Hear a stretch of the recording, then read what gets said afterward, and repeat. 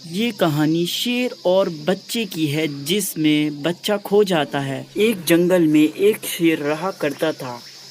उस शेर का नाम शेरू था। शेरू एक दिन शिकार करने के लिए जंगल की ओर जाता है। शेरू अब बूढ़ा हो चुका है, इसीलिए खाने की तलाश में उसे जंगल के उस पार जाना पड़ता है।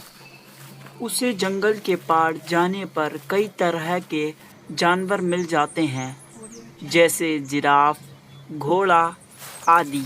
इन सब को खाकर वह अपना जीवन यापन करता है। लेकिन ये सब बड़े तेज ही दौड़ते हैं।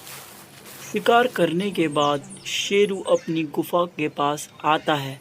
वह देखता है आज यहाँ पर कुछ नया है, क्योंकि शेरू की गुफा में एक छोटा इंसानी बच्चा सो रहा था। शेरू वहाँ बैठ जाता है और उससे बात करने की कोशिश करता है। वह कहता है, तुम कहाँ से आए हो? तुम तो इंसान के बच्चे हो और मेरी गुफा में क्या कर रहे हो?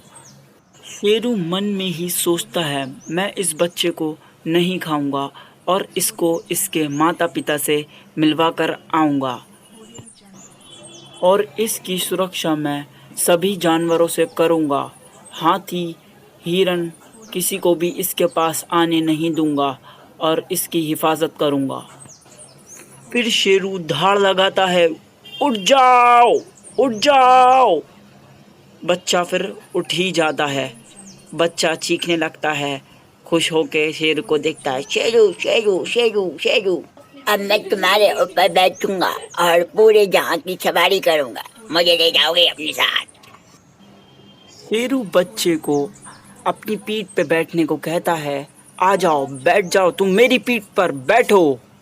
बैठ जाता है फिर बच्चा और फिर वो चल पड़ते हैं जंगल की सैर करने।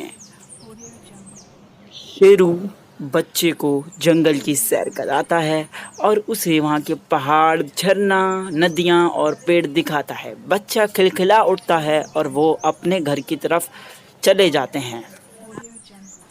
तो दोस्तों, इस कहानी से हमें सीखने को मिलता है कि बच्चा हो या जानवर, सब में प्रेम बनाए रखें।